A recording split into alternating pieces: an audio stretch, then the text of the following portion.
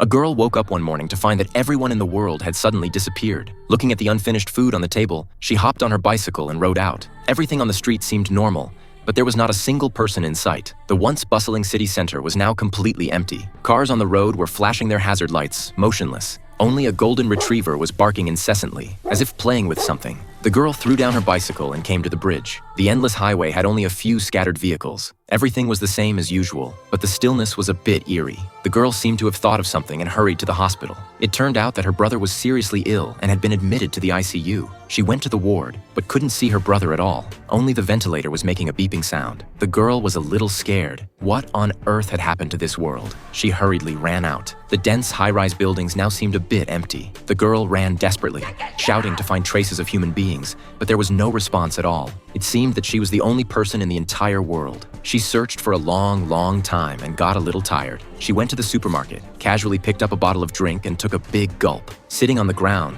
she began to think about what she should do. Just then, a strange sound came. Without much thought, the girl immediately ran over and actually encountered 2 survivors. 3 strangers on the overpass looked at each other. No one knew what had happened, but it was good to find each other. There was a little bit of reliance in their hearts. They searched every corner together and found weapons and bicycles in a store. It was completely dark. The few people followed the direction of the streetlights and searched all the way, then stopped in front of a building. They noticed the distress signal formed by the lights, which meant there must be survivors here. However, when they entered the elevator, the atmosphere became very strange. They were very afraid and could only put down their weapons as required. But fortunately, the person who walked out of the darkness was a normal human being. It turned out that the entire building was his family's property. The surviving few came to the rooftop and found that the entire city was brightly lit, but there was not a hint of human presence. It seemed as if hundreds of thousands of people had disappeared overnight. They went into the garage and chose a cool retro sports car, then continued to search for companions using the horn. However, the empty city remained as silent as death. There was no signal to be found anywhere.